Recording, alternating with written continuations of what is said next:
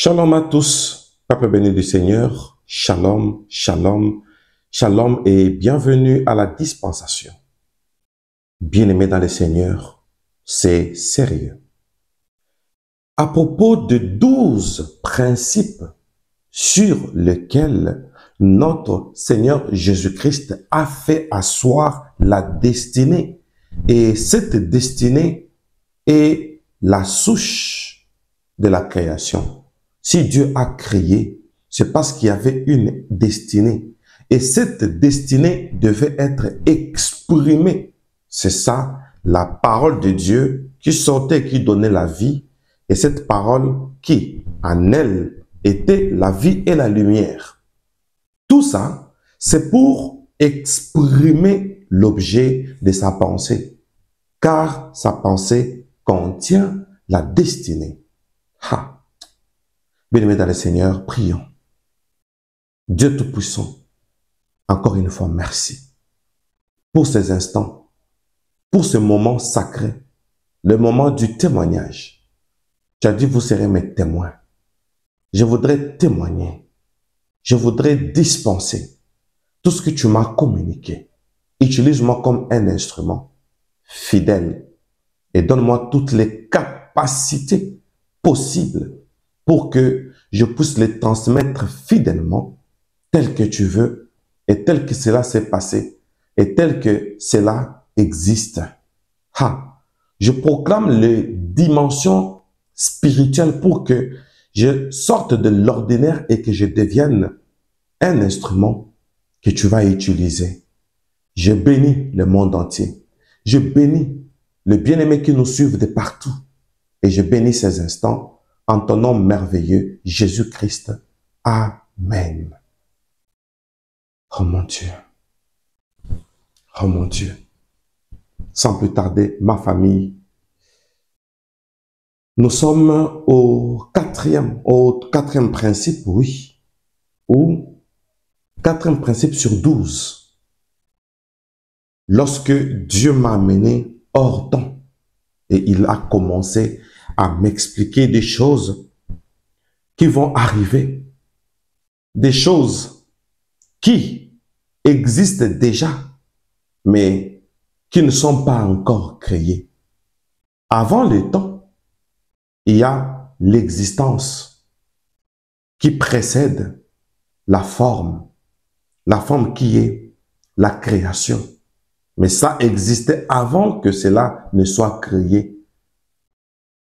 Alors, notre Seigneur prend la parole et il me donne le quatrième principe pour me dire que hors de moi, il n'y a pas d'existence. Hors de moi, il n'y a pas d'existence. Ça fait longtemps, en 2007, lorsque toutes ces dispensations ont commencé pour la première fois, alors notre Seigneur m'avait donné un adage pour dire Dieu n'est pas magie, il est principe.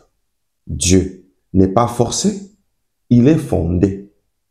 Dieu n'est pas magie, il est principe. Dieu n'est pas forcé, il est fondé.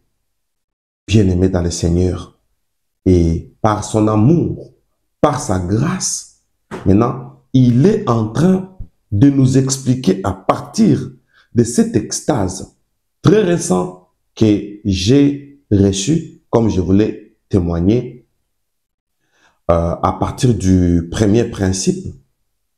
Et nous allons comprendre Dieu, je vous assure. Au quatrième principe, il dit, hors de moi, il n'y a pas d'existence véritable. Bien-aimé dans le Seigneur, c'était tellement merveilleux et j'étais très surpris d'apprendre que hors de moi, il n'y a pas d'existence. Donc c'est Dieu qui dit ça. Hors de lui. Et lorsque notre Seigneur était sur la terre, directement je me suis rappelé que notre Seigneur disait chaque fois que si vous vivez en moi, je demeurerai en vous. Même dans la prière sacerdotale, Jésus-Christ priait pour que nous soyons en lui et que lui soit en nous. Bien-aimé, je l'avoue, j'avais rencontré des témoins de Jéhovah. Là, vers les années 1984, vers ces années-là, j'ai rencontré des témoins de Jéhovah. Nous étions là avec des frères de l'église. Ils m'ont posé cette question, mais vous dites que Jésus-Christ est Dieu. Mais voilà, il dit que vous serez en lui et lui en vous et lui dans le Père en lui. Alors, qui est dans l'autre? Bien-aimé, sans révélation, nous leur avons dit que voilà, nous allons vous rappeler plus tard. Et on ne les a jamais rappelés. Et avec la dispensation, j'ai compris. Et il fallait la révélation pour comprendre cela. Hors de moi, il n'y a pas d'existence véritable. Hors de moi, il n'y a pas d'existence véritable. Et le Seigneur Jésus-Christ m'a dit, la première des choses, tu dois découvrir ces principes. Alors, viens et entre en moi. Bien-aimé, j'étais avec notre Seigneur Jésus-Christ. Je ne pensais pas que, avec Dieu, on peut vivre sa présence, on peut vivre en communion avec lui, on peut aussi vivre, je vais parler d'un langage pour exprimer ce que j'ai vu et ce que j'ai vécu. On peut vivre dans lui, donc dans Dieu, comme on entre dans une maison. On peut vivre, quand la Bible dit qu'on vive en lui, je vous assure que cela est vrai. Je vous dis. Et nous allons le démontrer avec quelques passages en extrait que notre Seigneur Jésus-Christ m'a donné. Alors, serrons nos ceintures parce que nous allons connaître la vérité. Et ça va nous édifier. Je vous assure. Alléluia. Alors, nous allons commencer avec les livres de Jérémie, chapitre 23, le verset 18. Et ça m'a été donné hors temps. Mais Dieu voyait ce qui va arriver. Et il m'a expliqué ce qui est écrit dans le temps. Alors, Jérémie, chapitre 23, nous allons lire ensemble le verset 18. Je préfère que chacun prenne sa Bible et que chacun prenne ses notes. Jérémie, chapitre 23, le verset 18.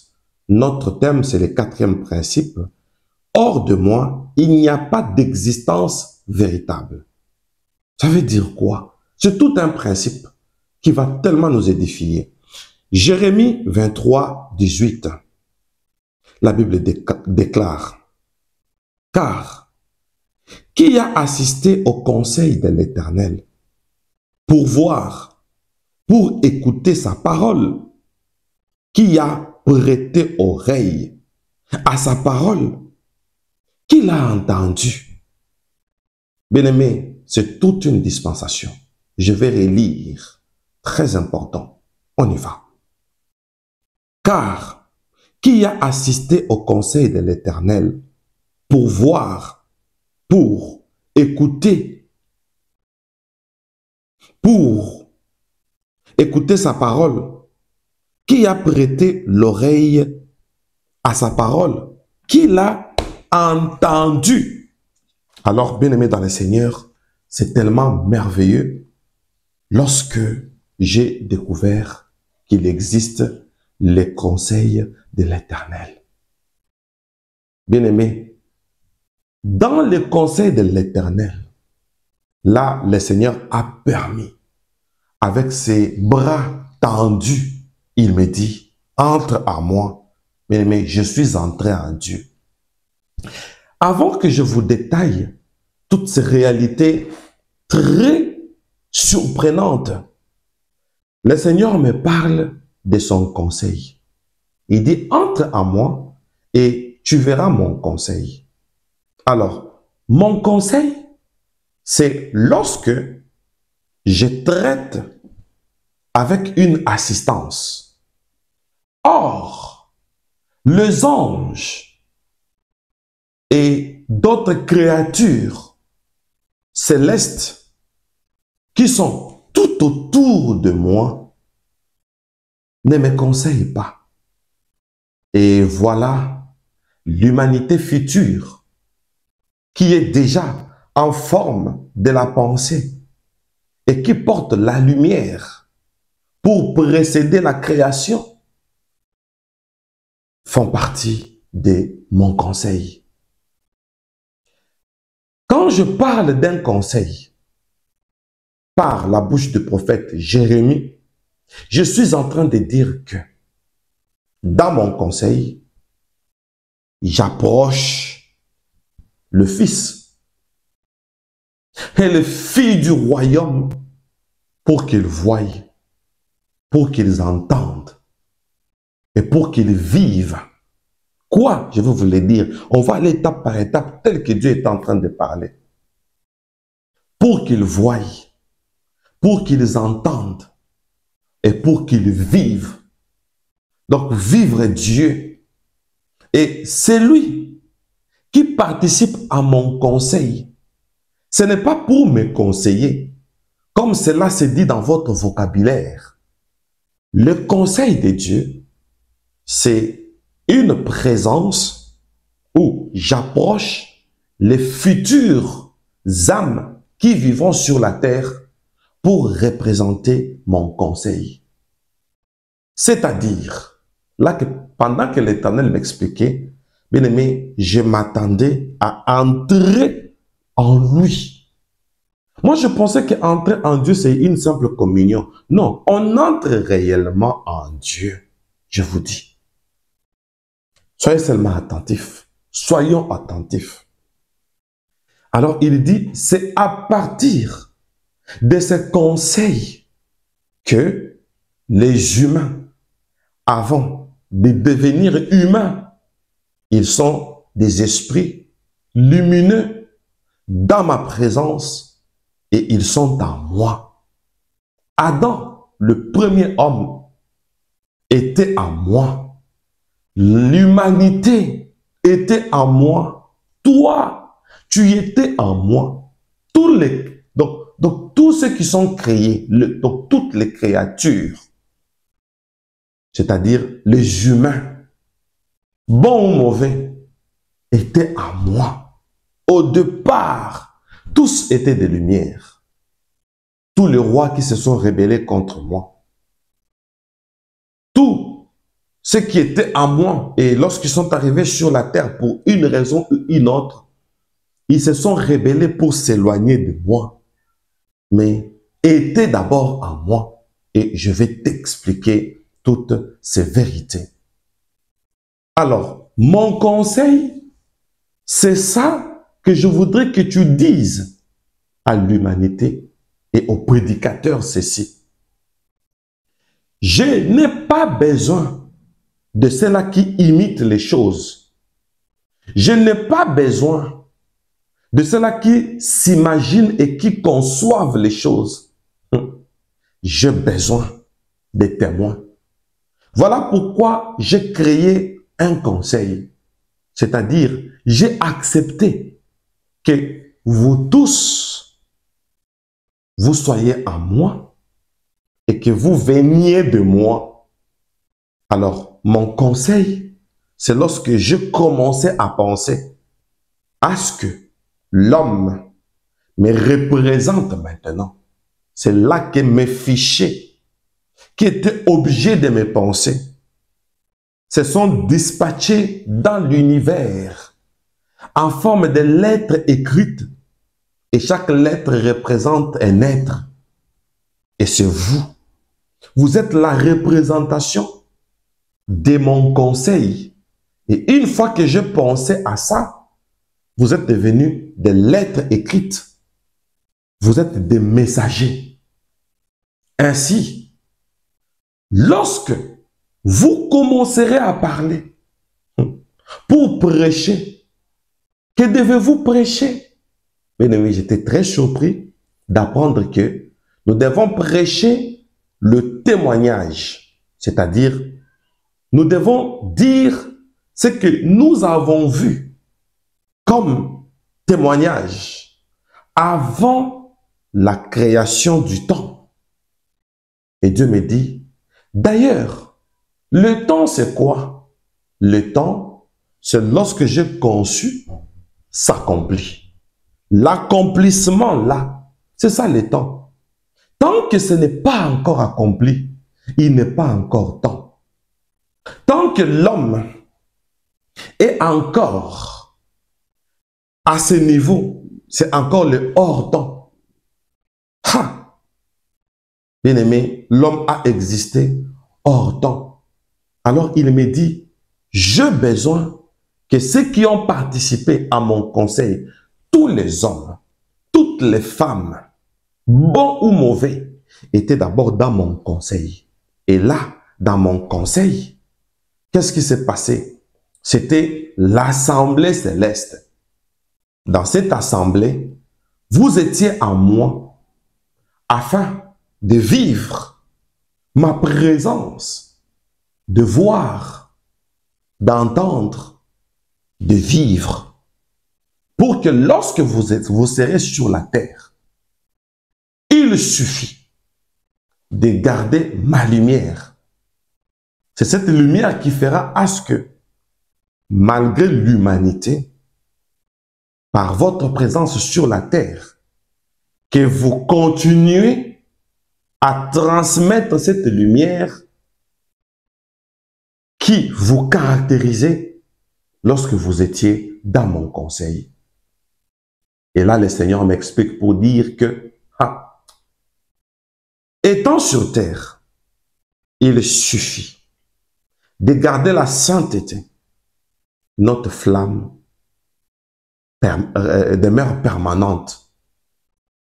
Notre flamme persiste lorsque nous gardons la sainteté. Lorsque nous gardons la présence de Dieu, cette flamme reste constante. Mais je dis, c'est étrange. Pourquoi? Pendant que nous sommes en train de prier, cette flamme qui est en nous continue à s'aiguiser. C'est une flamme, plus nous respectons nos dévotions, plus cette flamme s'intensifie. Plus elle s'intensifie, plus elle nous donne l'éligibilité de remplir notre rôle. C'est-à-dire, la force pour remplir notre rôle est en nous. Bien-aimé, j'étais en train de suivre. Et notre Seigneur me dit, le rôle de cette flamme, c'est pour me représenter sur la terre. Et sur la terre, vous allez me servir avec cette flamme. Et lorsque vous priez pour quelqu'un, sachez que vous lui communiquez cette flamme. Parce que vous me représentez au moyen de la flamme. Parce que j'avais dit que je suis la lumière du monde. Et j'avais encore dit que vous êtes la lumière du monde. Pour dire que vous êtes une portion de moi. Vous êtes une partie de moi. Et vous faites, quand je dis vous formez le corps de Christ, que pensez-vous et que croyez-vous sur le corps de Christ? Ça veut dire que vous formez l'ensemble quand vous êtes unis. C'est cette union qui donne l'ensemble. Et chacun de vous est une particularité. Celui qui se retire, il empêche l'union.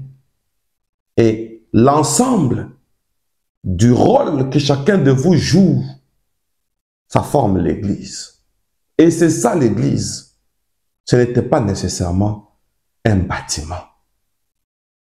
En prêchant, en priant, et sachez que vous êtes en train de communiquer le message, parce que vous êtes des messagers dès avant la fondation du monde.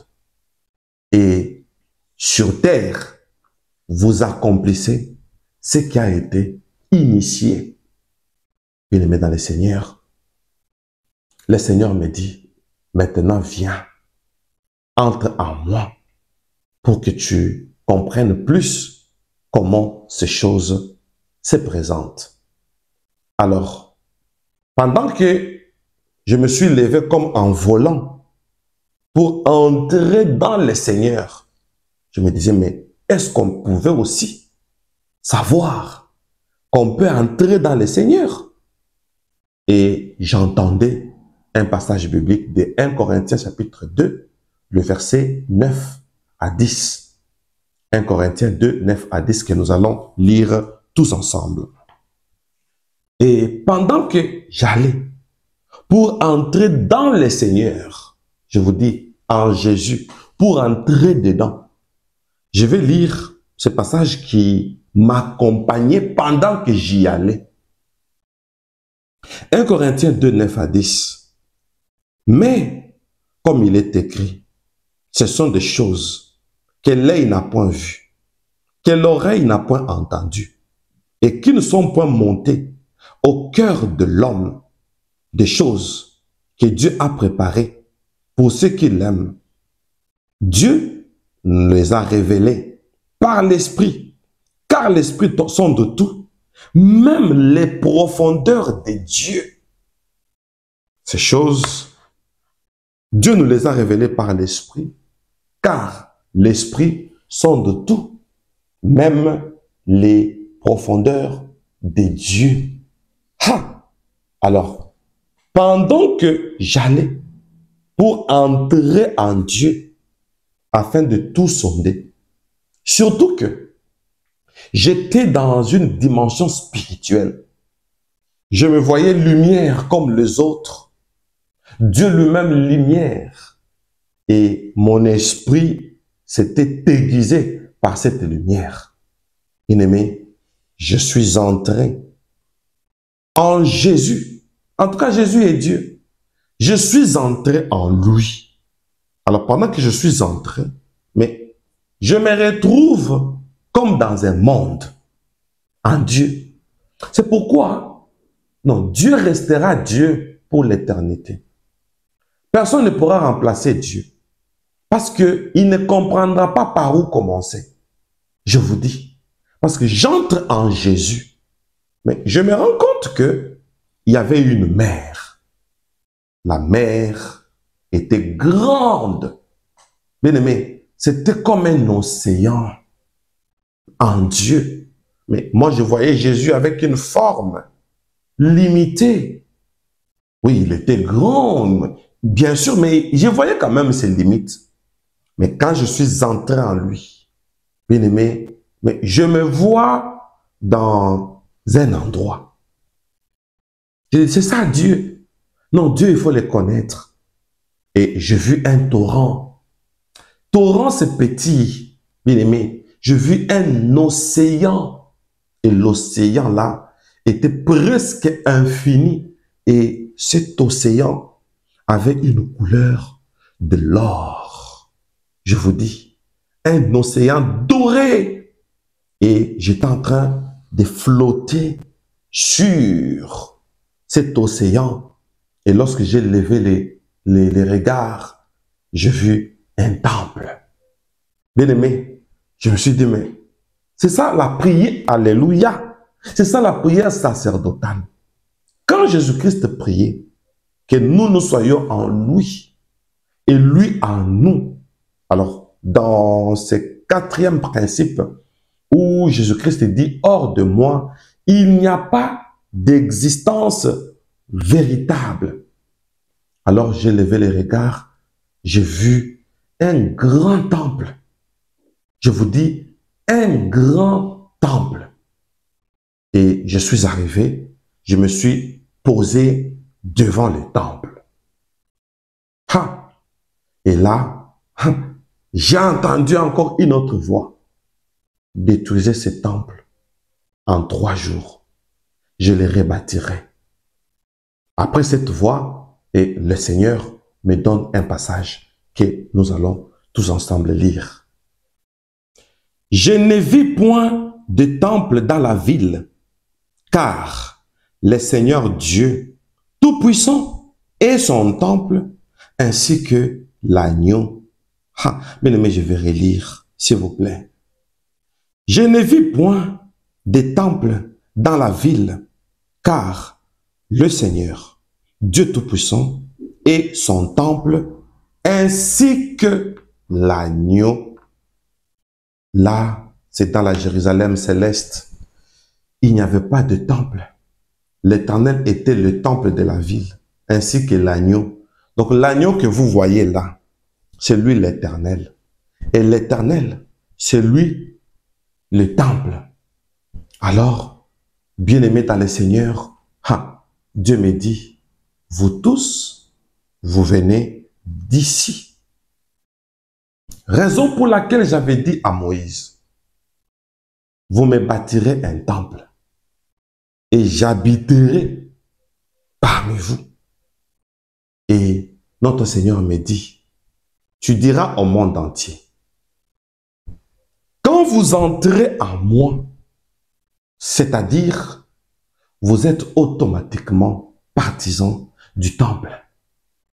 Raison pour laquelle, lorsque j'étais venu en chair sur la terre, j'avais dit que je fais de vous un royaume des sacrificateurs.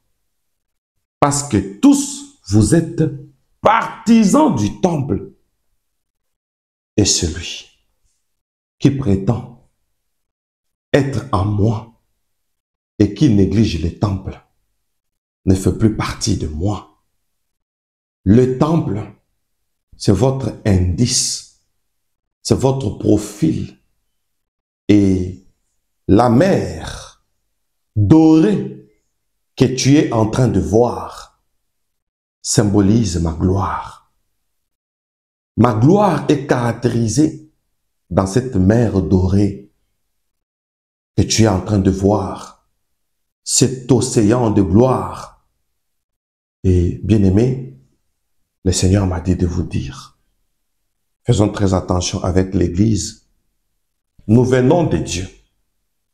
Étant en Dieu, automatiquement, sur la terre, nous représentons d'abord notre origine au moyen de l'Église. Voilà pourquoi l'Église existe. Parce que nous sommes sortis de là. Et là, à l'Église, que devons-nous prêcher parce que nous sommes des témoins. Le secret pour prêcher. Le secret pour demeurer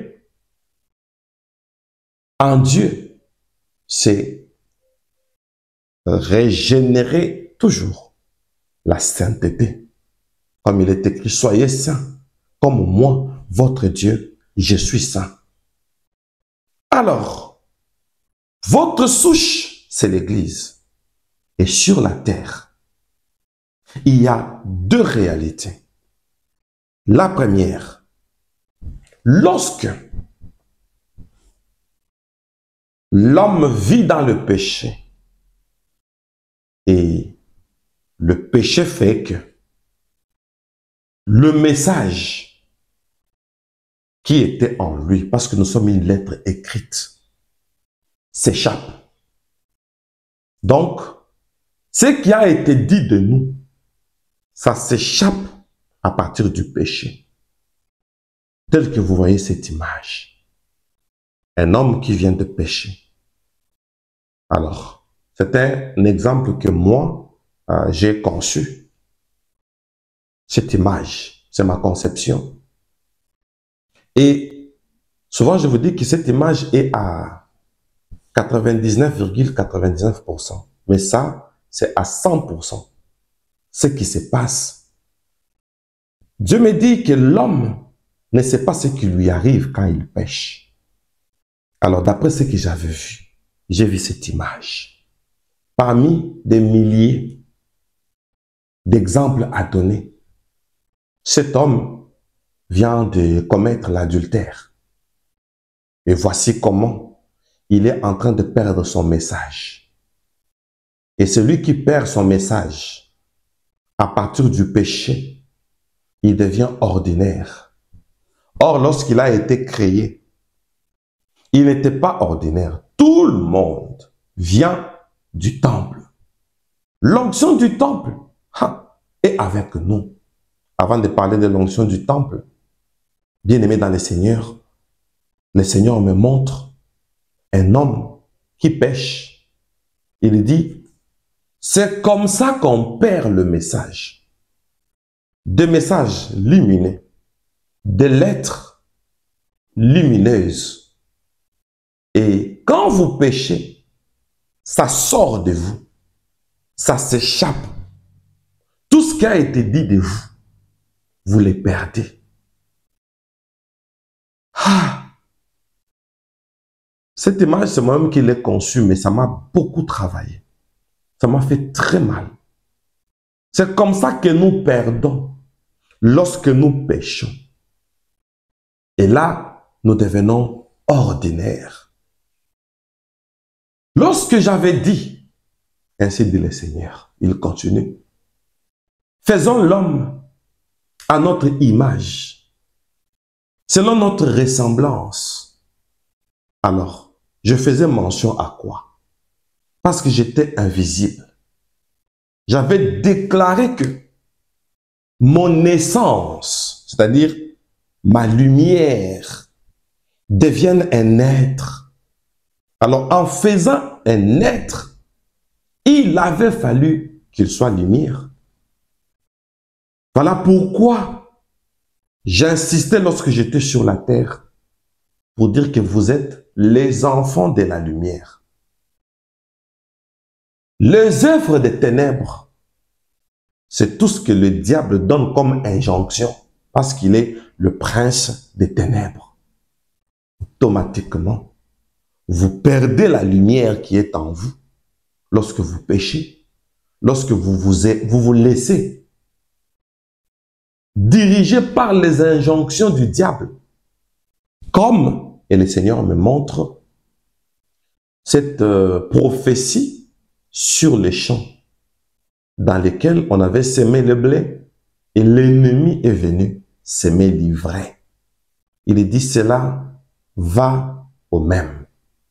Lorsque l'homme se livre dans les orgies, dans les vices, dans le péché, dans le mot, c'est-à-dire l'ensemble des mal, M-A-U-X, dans le mot, cet homme perd directement le message. Il devient un homme ordinaire. Elle devient une femme ordinaire. Tous les rois que tu vois, qui se sont rebellés contre moi, tous les habitants de la terre, qui sont devenus des occultes, sortent de moi. Mais il y a une différence entre sortir de Dieu et garder la présence de Dieu. C'est là que la difficulté commence. Lorsque vous êtes sorti de moi, bien-aimé, sortir de Dieu, c'est sortir du temple. Parce que Jésus-Christ est le temple proprement dit de la Jérusalem céleste. La ville n'a pas de temple. Parce que l'Éternel est son temple, est l'agneau. Raison pour laquelle le Seigneur dit que dans l'Ancien Testament, à la tente d'assignation, on devait offrir des holocaustes. Et dans la Nouvelle Alliance, j'ai ordonné par la bouche de mon serviteur, Paul, et là Dieu parlait de l'apôtre Paul, que le culte véritable, c'est l'offrande de soi. Que nous puissions nous offrir nous-mêmes. Voilà pourquoi à la Jérusalem céleste, l'agneau est le temple. Pour prophétiser et pour dire que le mystère de la présence de Dieu consiste à s'offrir. Voilà pourquoi l'agneau est le temple. Pour dire que pour entrer au temple, il faut passer par l'agneau. Il faut passer par les sacrifices. Bien aimé, c'était merveilleux pour moi de l'entendre. Donc, quiconque se livre au péché, quiconque se livre à toute forme d'addiction, à toute forme de péché et de maux, il est en train de perdre le message pour lequel Dieu l'a engendré dans la maternité de l'esprit. La maternité de l'esprit et l'hôpital de l'esprit où nous sommes nés, c'est la pensée de Dieu. Et la sémence, c'est le temple. Le fait d'être dans ce temple qui est Dieu lui-même, bien aimé. J'ai vu le temple.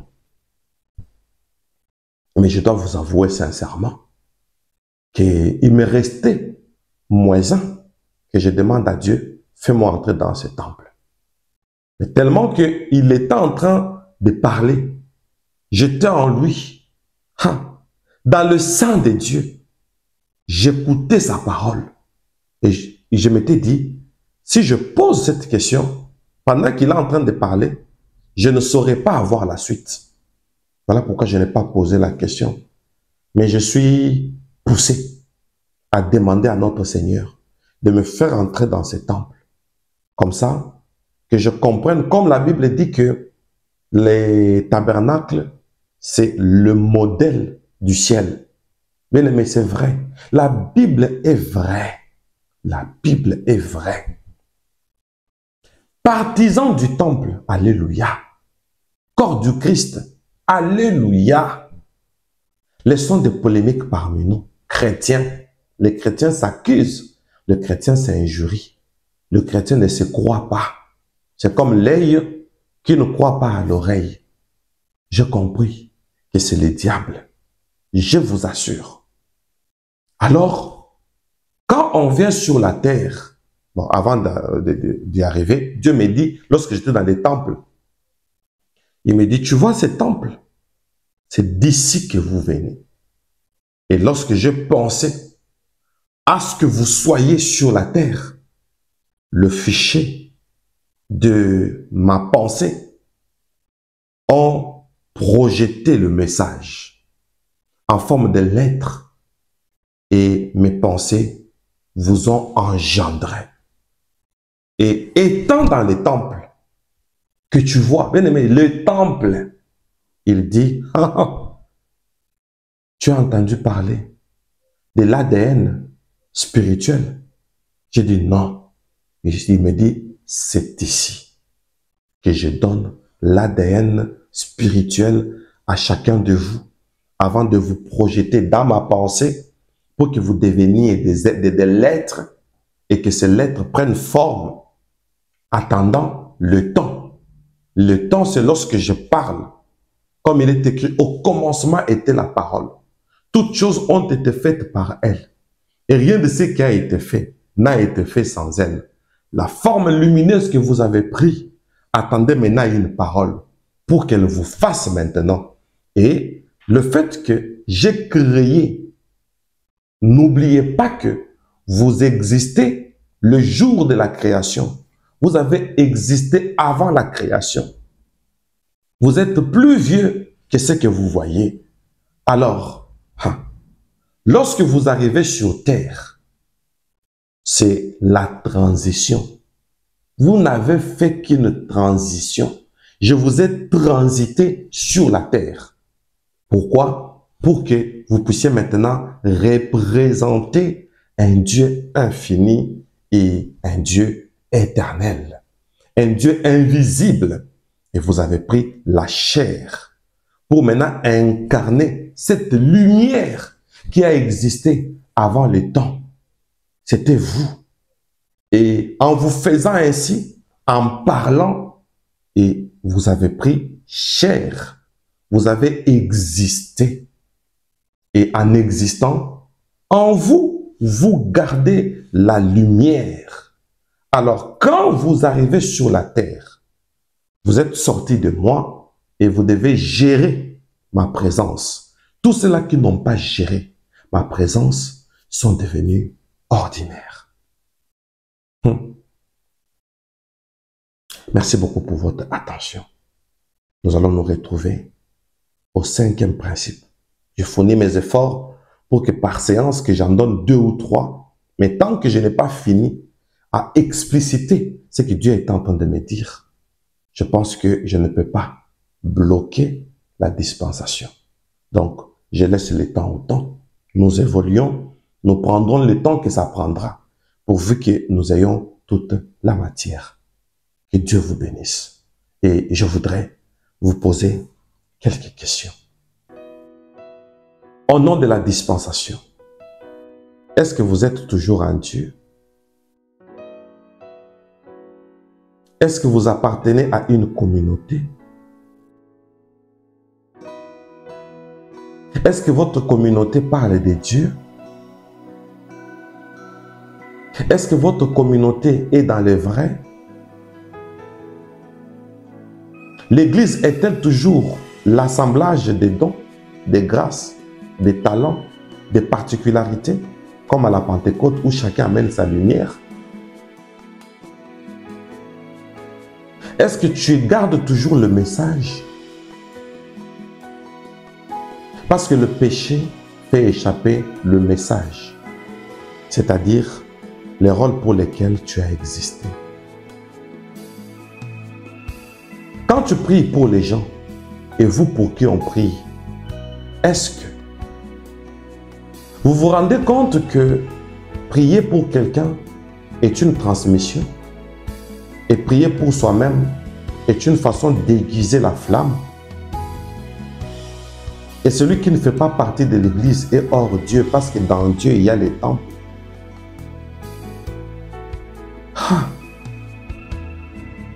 J'ose croire qu'avec tous les sérieux possibles, je suis en train de vous présenter cette extase. Et chacun de nous est en train de voir où mettre sa vie en ordre. Parce que le Seigneur m'avait dit, la restauration est possible. Il suffit seulement de restaurer cette flamme. Cette flamme qui a été interprétée par la parabole des 10 vierges. Il faut avoir la lampe parce que la lampe donne la flamme. Et cette flamme, c'est l'image de Dieu. Ne perdons pas l'image de Dieu. Et nous sommes sortis de Dieu. L'église n'est pas un bâtiment, mais l'église est notre souche. C'est un cadre où on vient nous parler de la vraie église. La présence de Dieu, plus elle est restaurée, plus la flamme augmente. Que Dieu nous bénisse. C'est tout un principe. Vivons-le. Sinon, notre présence sur la terre ne sera pas une existence réelle. Ça sera une existence par défaut. Parce que nous sommes venus sur la terre comme des témoins. À l'église, prêchons la lumière. C'est tout. La lumière. Parce que nous sommes des témoins. C'est ce qu'on a vu. Prêchons ce que nous avons entendu. Le message que chacun de nous a reçu. C'est ça la prédication proprement dite. Donc la vraie prédication, c'est notre être, notre état d'esprit, notre état d'âme. Ça témoigne déjà la sainteté de Dieu au travers de nous. Je suis votre humble serviteur, le prophète Moïse Lushiku Malou, le dispensateur du temps de la fin, l'homme au cœur de berger. Voilà pourquoi on m'appelle Bemel. Pour l'instant, je vous dis bye bye. Et je vous prie de liker. Likez. Likez, s'il vous plaît. Likez cette vidéo. Partagez-la. Partagez cette vidéo en masse. Et que chacun de nous mette sa vie au sérieux. En partageant cette vidéo, tu peux sauver une âme. Tu ne sais pas combien cette âme sera édifiée et entrera au ciel.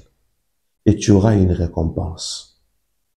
Et en likant, YouTube va voir l'importance de cette vidéo et il va commencer à partager à notre place. Je vous assure. Que Dieu vous bénisse. Bye bye.